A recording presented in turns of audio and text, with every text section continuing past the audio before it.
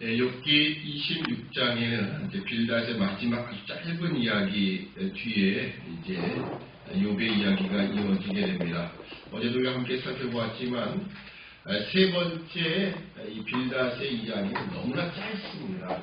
짧은 이유를 우리가 함께 생각해 보면서 뭐 더 이상 할 말이 없다라는 측면도 있지만 아마 욥이 더 이상 들을 수가 없다라고 해서 그 말을 자르고 잘라내서 결국 가로채서 이제 욥이 말을 이어갔다라고 보는 것이 훨씬 더 나을 것 같습니다.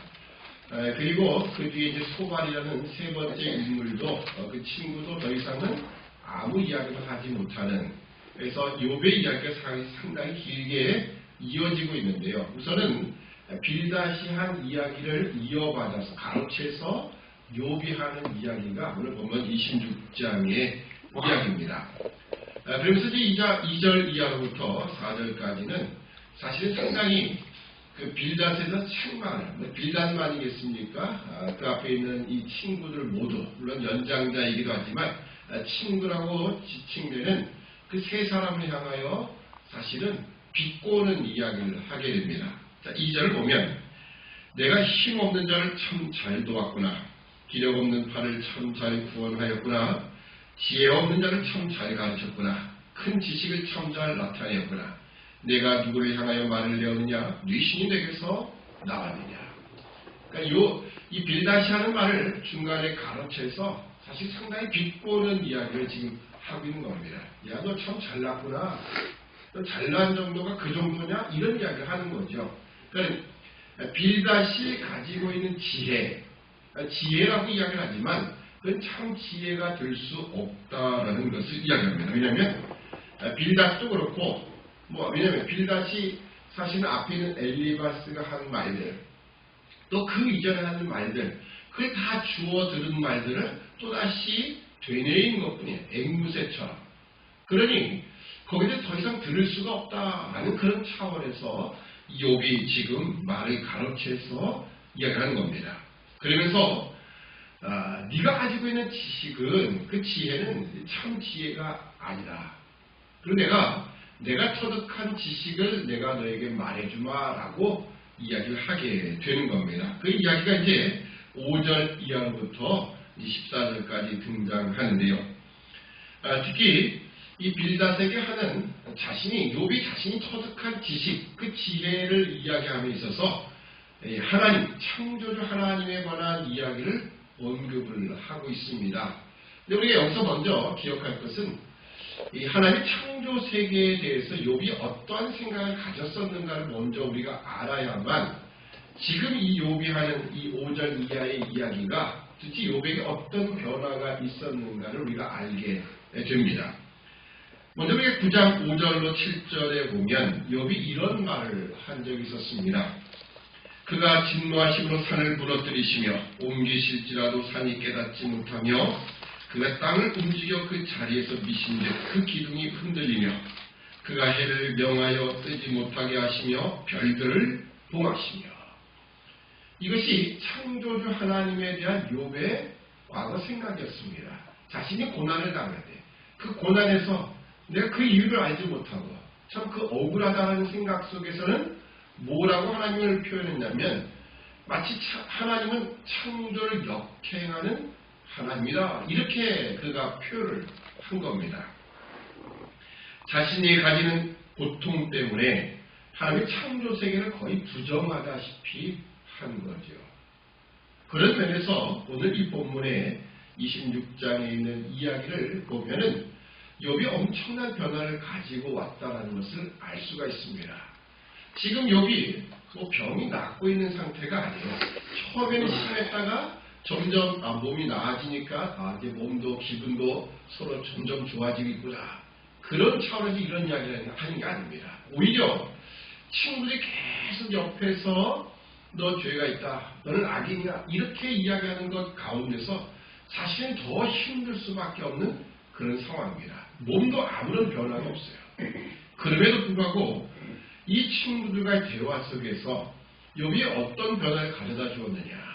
우선적으로 우리가 함께 확인했던 것처럼 욥은 하나님은 인과응보의 원리였다라는 것을 분리시켰죠. 인과응보와 하나님을 분리시키는 작업을 했었고요. 그래서 동시에 여기는 분명히 내 고난에는 뭔가 다른 뜻이 있다. 하나님이 놀라운 뜻이 있다. 이런 생각을 가지게 된 겁니다. 그래서 여기 23장에 있는 것처럼 그가 나를 단련하신 후에는 내가 정금같이 나올 것이다. 이런 고백을 했던 것이죠. 그 이내 하나님을 고백함을 통하여서 그는 하나님이 나는 알지 못하지만 또 그걸 말씀하시지 않았지만 분명히 나에게 뭔가 더 큰, 더 정금 같은 자리로 나를 만들어내실 것이라는 그런 생각을 가지게 되었던 거거든요. 그러자 그가 가지는 창조주 하나님에 대한 이야기가 변화가 드디어 나타나는 겁니다. 자, 우리 본문 7절 보면요. 우선 6절, 5절, 6절. 음령들이 큰 물과 수정 밑에서 떠나니 하나님 앞에는 음부도 드러나며 멸망의 웅덩이도 가리움이 없음이니라. 음부까지도 하나님 앞에는 다 드러날 수밖에 없다라는 거예요. 과거에 뭐라고 했습니까? 음부, 그 깜깜한 곳에 가면은 하나님도 나를 찾아도 나는 소용없고 나를 못 찾을 겁니다. 왜요? 너무나 큰 어둠이니까. 그런데 이제는 그 음부도 멸망의 세계도 그 웅덩이도 하나님 앞에 다 드러난다. 가릴 것이 없다라고 이야기하면서 7절을 보면 그는 두 편 하늘을 허공에 펴시며 땅을 공간에 다시며 물을 빽빽한 구름에 싸시나 그 밑에 구름이 찢어지지 아니하느니라. 아멘. 자, 이게 7절에 있는 것처럼 그는 북편 하늘을 허공에 펴시며 이 북편이라는 말을 좀 학자들이 좀 여러 가지 해석을 합니다. 북쪽에는 큰 산을 이야기하는 그런 학자들도 있고요. 지금 우리가 말한 대로 저 북편 하늘, 북극섬 있는 그 하늘을 이야기를 합니다. 그래서 보통은 이제 북쪽 하늘이다 이렇게 보는 것이 맞을 것 같고요. 자, 북편 하늘을 허공에 펴셨다라는 것. 그러니까 아무것도 없는 그런 가운데서 하나님이 이 하늘을 창조하셨다 그런 의미입니다. 그리고 땅을 공간에 다셨다. 이 땅을 공간에 다셨다는 건요. 이 지구를 하나님이 이 공중에 있게 하셨다는 거예요. 오늘로 말하면 오늘 우리는 과학적으로 다 이야기를 원리를 안다기보다 그 사실을 알고 있죠. 태양을 중심으로 해요. 모든 이 태양의 행성들 뿐만 아니라 모든 우주의 별들과 이런 것들이 자신의 그 자리를 지켜가고 있는 겁니다. 특히 이 태양계 안에서 태양을 중심으로 해서 지금 계속해서 지구도 돌고 있고, 근데 여러분 이게 끈으로 달려있는 것도 아니에요. 줄로 묶어놓은 것도 아닙니다. 그런데도 이상하게도 그 공간 안에 떠 있으며 일정한 궤도를 계속 돌고 있다는 겁니다. 그 오래전에 아브라함 시대가 주전 2000년이면 지금도 4000년 전입니다. 사실 인류의 역사를 기록한 때는요 그렇게 오래되지 않았습니다. 예수님 당시만 해도 기록 자체가 없었어요. 그 이후에 요세푸스라는 사람들, 그러니까 전체적으로 연대를 기록하고, 그래서 왜냐하면 예수님의 탄생도 그래서 이게 잘 맞지 않는 이유가 그겁니다. 왜냐하면 아무런 기록도 없고 이것저것 다 찾아보다가 결국 이렇게 맞춰간 거거든요. 그래서 주전과 주, 예수님 이전과 이후를 나눈다 보니까는 예수님의 탄생이 정확하게 맞질 않았죠. 그래서 주전 3년에서 4년 그 사이가 실제로 예수님 탄생이다. 이렇게 요즘날 학자들이 이야기를 합니다. 근데 과거에는 그것조차도 제대로 기록을 할 수 없는, 왜냐하면 온 세계가 어떤 하나의 기준되는 달력을 쓰지 않았기 때문입니다. 그런 역사가 없었을 때예요. 자, 그것보다 훨씬 이전에 아브라함 시대 때 욥이 어떻게 그 하나님의 창조 세계에 관한 그 과학적인 지식을 갖게 되는가. 물론 여기는 마치 공간에다가 줄을 갖다 딱 해서 이 지구를 갖다 딱 달아놨다라고 이렇게 고대인들은 생각을 했거든요. 그래서 일정하게 그 공간에 머문다라고 생각을 했습니다. 근데 지금은 그렇게 생각 안 하죠. 무슨 공중에 줄이 달려가지고 이 지구가 다 가만히 있다가 그냥 돌리는 대로 쫙 일정하게 돈다고 생각 안 하죠. 그냥 무중력 상태의 공간에 지구가, 태양이 그냥 떠 있는 거예요. 참 놀라운 신비죠. 네, 이 세상 사람들은 이 진화론을 이야기를 하면서 뭐냐면 진화론을 하는 데 있어서 가장 필요한 그 근거는 뭐냐면 아주 오랜 시간. 이건 상상 못할 시간입니다. 그리고 또 하나가 뭐냐면 우연입니다. 우연. 그 진화론자는 언제나 상상 못할 그 시간과 그래서 맨날 몇십억 년, 몇백억 년 이런 이야기가 나오는 겁니다. 한 100년도 살지 못한 인간이 어떻게 억년이라는 단위를 생각해낼 수 있을까요? 그것밖에 그에게 방법이 없기 때문에 또 하나가 우연이라고 합니다. 우연. 여러분 우연이 반복되는 건 없습니다. 근데 진화론자는 언제나 우연히 이런 일이 발생을 했고 그래서 지금 이것이 존재한다고 합니다. 여러분 우연이라는 건 어쩌다가 한 번이라는 이야기지 그것이 계속 반복되는 걸 우연이라고 말하는 적이 없습니다. 그러니까 우연이라는 것이 아니라 지금 이 욥도 고백하듯 이것은 창조주 하나님의 솜씨나 창조주 하나님이 이런 일을 행하셨다라고 하는 겁니다. 자, 8절도 보면 물을 빽빽한 구름에 싸시나 그 밑에 구름이 찢어지지 아니하느니라. 옛날 사람들이 저 구름이 물을 머금고 있다라는 것을 어떻게 알았을까요? 더군다나 지금 그 사람들 표현은 왜 그렇게 높은 곳에 올라가 보지도 못했으니까 뭐라고 하냐면 기껏 하는 소리가 그죠? 마치 보자기로 구름이 보자기라는 거예요. 그래서 물을 가득 담고 있는 것이 저 공중에 떠다니다가 그러면서 그것이 조금 이제 터지거나 그러면 물이 쫙 쏟아진다 이런 생각을 가졌나 보죠. 근데 하나님 그 구름을 계속 저 하늘에 떠다니게끔 하신다는 거예요. 찢어지지 않고. 만약에 찢어지면 구름 자체가 존재하지 않겠죠. 근데도 불구하고 계속 그것이 떠다니고 있다라고 이렇게 보는 겁니다. 지금이야 구름도 무게가 되면은 사실은 이제 물방울이 더 이상 이 주체 못하고 떨어지게 되는 겁니다. 이 구름을 보면 아주 미세한 물방울들의 모임이거든요. 근데 그것이 어느 정도 무게가 되면 땅으로 떨어지게 되는 겁니다. 근데 이것이 사실은 보면 이 8절에 있는 말씀이 과학적인 시대에 살지 않으면서도 이런 표현을 쓰고 있다는 거예요. 이 모든 것이 하나님이 이 창조주 세계 안에 세우신 모든 원리요. 하나님의 섭리가 이 안에 들어있다는 것을 고백을 하는 겁니다. 9절 이하에 그는 자기의 보좌 앞을 가리우시고 자기 구름으로 그 위에 펴시며 수면의 경계를 그으셨을 때 빛과 어둠의 지점까지 한 점을 세우셨느니라. 이처럼 하나님 이 창조 세계 안에 바닷물은 여기까지 라고 하는 그런 경계를 정하셨고요.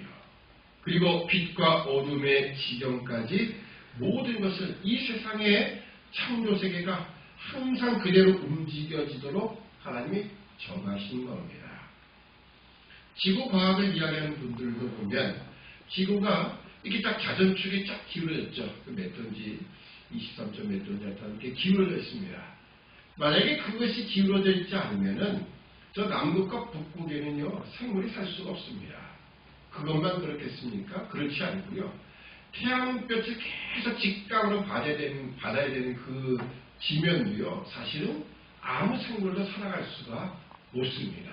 근데 이것이 자전축이 딱 기울어짐을 통해서 그러니까 봄, 여름, 가을, 겨울 그리고 다른 그런 이 겨울이 없는 곳도 보면 우기와 건기 이렇게 나누어져서 사실은 이 지구상의 어느 지역에는 다 생물과 사람이 존재하도록 하나님이 만드셨다는 거예요. 이걸 그냥 우연이다라고 말하기는 너무나 큰 사건이에요.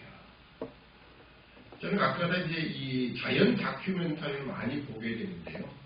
이 자연 다큐멘터리를 제작하는 사람들, 또 그들 해설하는 사람들, 물론 이제 해설이라는 것이 원래 그 사람 제작하는 사람들이 하는 거니까 다 진화론적 입장에서 이야기를 다 해설을 합니다.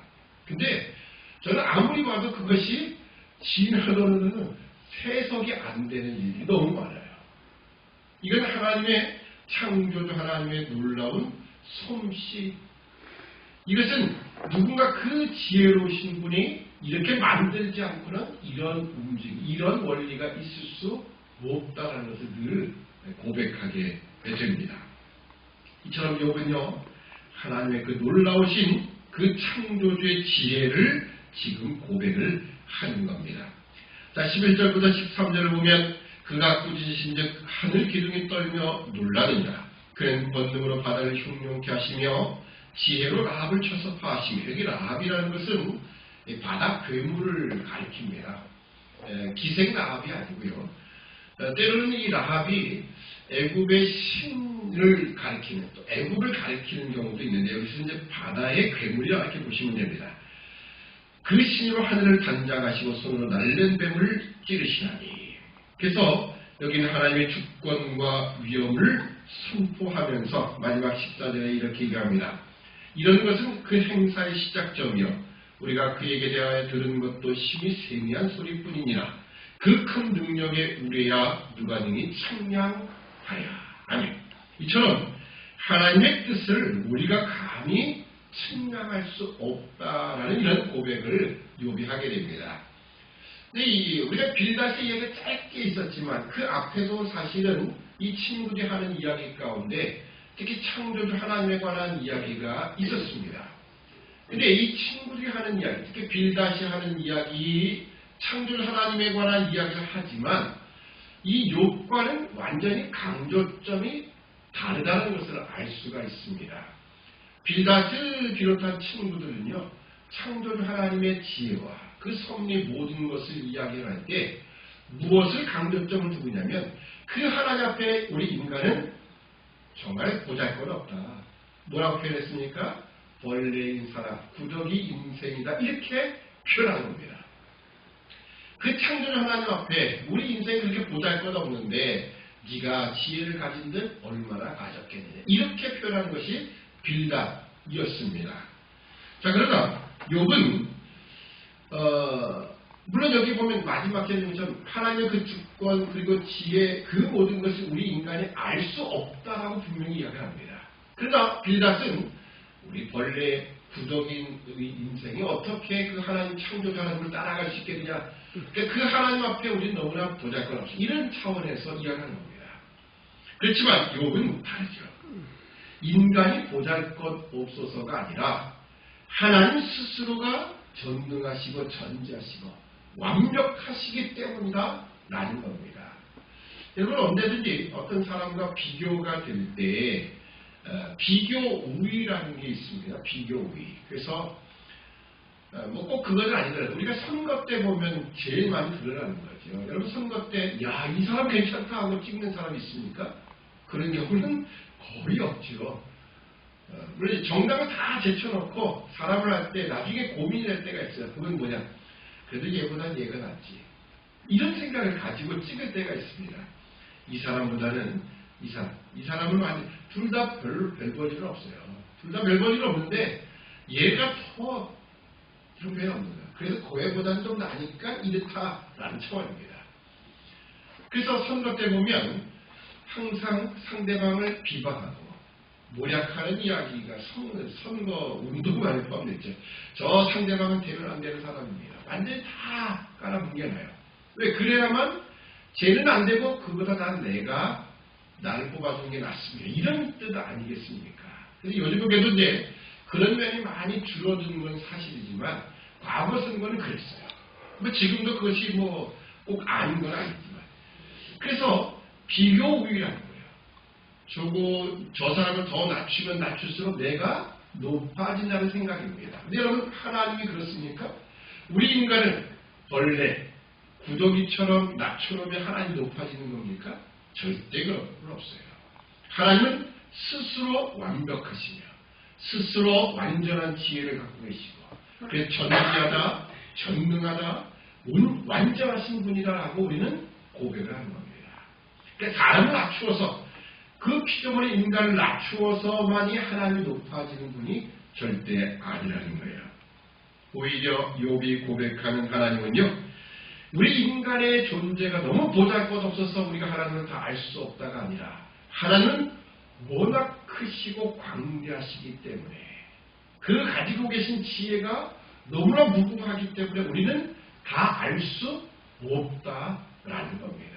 이것이 빌닷과 욥이 가지는 창조주 하나님에 대한 거기에 따른 또 우리 인간에 대한 생각의 차이점입니다. 그러니까 이것은 우리가 처음에 살펴봤던 욥기 9장에서 욥이 창조주 하나님을 이야기했던 그 창조 세계를 고백했던 것과 비교해 보면 너무나 큰 차이죠. 과거에 욥도 어떤 이야기를 했었냐면 법정에서 하나님과 내가 다투고 싶다. 근데 하나님 그 지혜가 많기 때문에 그 첫마디 나는 한마디 대답 못한다. 왜요? 어떻게 창조주 하나님과 내가 거기서 변론할 수 있겠느냐. 근데 그것은 뭐냐면 내가 지금 너무나 보잘것없다 그런 차원이 아니라 하나님이 그 지혜로 날 누르시기 때문에 나와는 표현이었습니다. 그러나 지금 욥은 창조주 하나님에 대한 그 놀라운 생각들이 이제 조금씩 변화가 되고 있다는 것을 우리가 스스로 알 수 있습니다. 여기에 뭐 하나님이 개입하신 법은 한 번도 없어요. 개입하시지 않았잖아요. 뭐 친구들이 그렇다고 해서 놀라운 지혜로 욥에게 깨닫게 한 부분도 없습니다.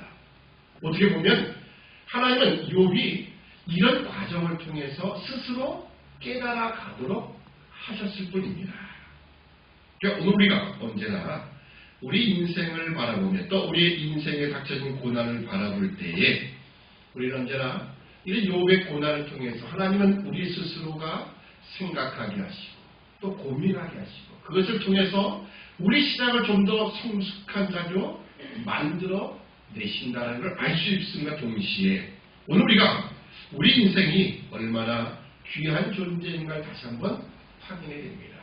빌닷이 얘기했던 것처럼 어제 우리가 짧은 말씀이었지만 원래인 사람, 부득이인 인생이 그것이 아니라 우리는 하나님의 형상대로 지음을 받은 창조물이다.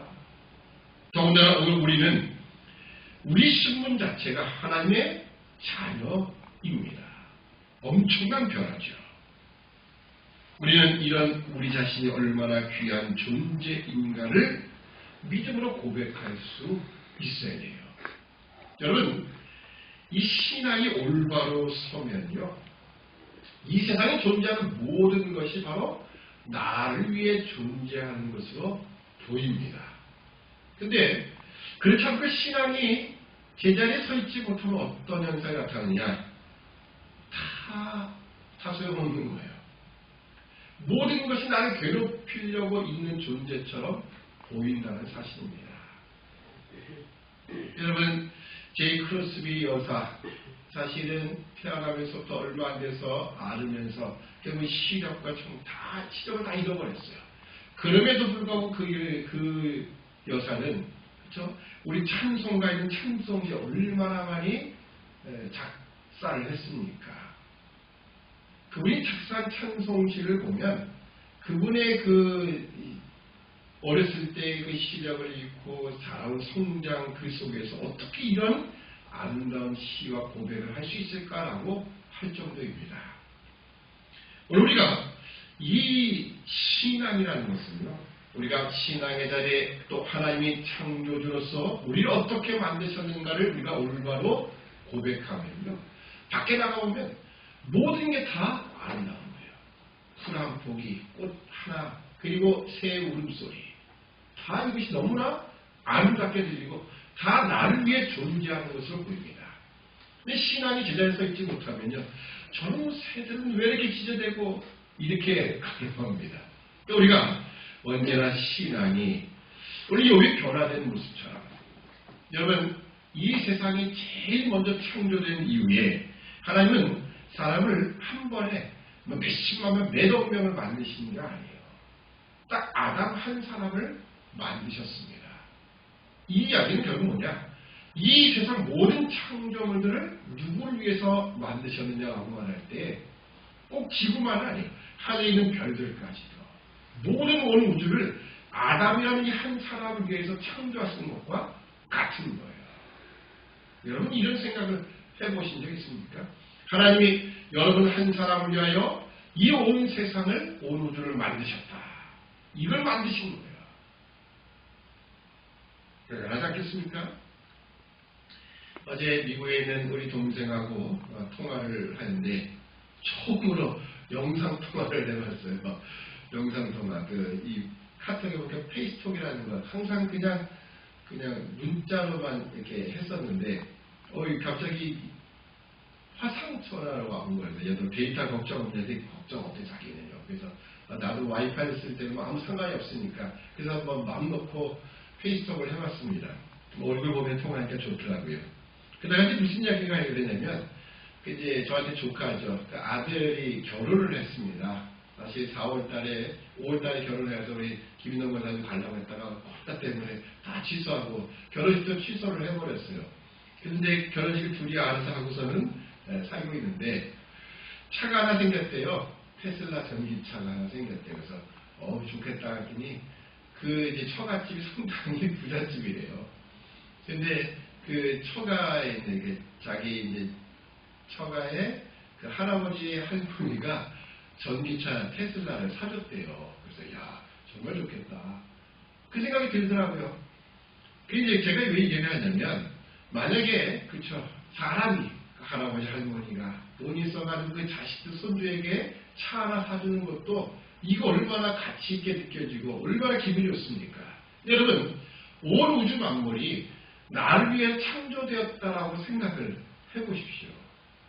하나님이 하늘의 별들과 태양, 달, 그리고 온 이 지구상에 있는 생물들과 꽃과 이 자연 모든 것을 나를 위해 만드셨다라고 생각하면요. 여러분 우리의 삶은 분명히 달라질 겁니다.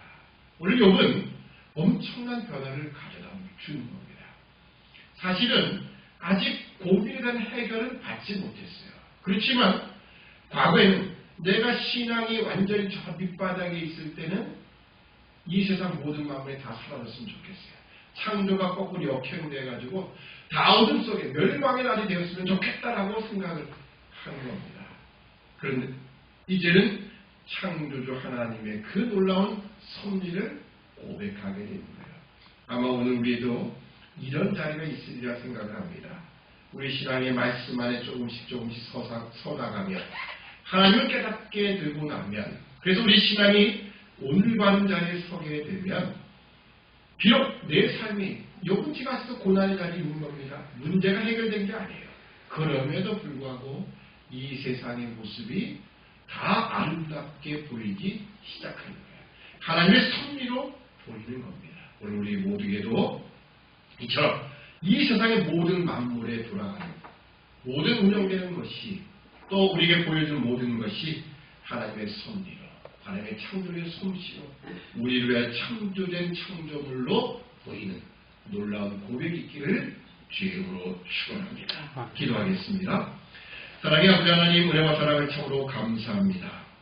오늘 하나님께서는 이 세상 온 우주 만물을 만드실 때에 이 모든 것이 아담 한 사람 위하여 창조되었던 그 모습을 우리가 한번 확인해 보게 되었습니다. 우리 신앙이 세상의 고통과 아픔들, 세상의 형편을 바라보게 될 때는 하나님 창조하신 세계의 아름다움은 다 사라져버리고 차라리 멸망의 날이 되었으면 이런 고백을 할 수밖에 없었지만 이제 우리가 올바로 신앙의 자리에 서서 말씀을 통하여 깨닫게 되고 하나님을 알면 알수록 하나님은 이 온 우주 만물을 나 한 사람을 위해 창조하셨구나 라는 이 아름다운 고백이 있음을 주 앞에 고백을 드립니다. 하나님 아버지 오늘 우리의 모든 성도들 현실의 문제, 아픔들, 고난이 많이 있지만 우리가 고난과 이 세상의 형편에 우리 시선을 집중하지 않도록 하시고 오직 하나님 그리고 그 말씀 앞에 집중함을 통하여 하나님 우리를 향하여 갖고 계신 놀라운 섭리와 계획들을 다시 한번 깨닫고 온 우주의 아름다움을 다시 한번 찬양하는 우리 모두가 되도록 도와주옵소서. 감사하며 예수님의 이름으로 기도드립니다. 아멘.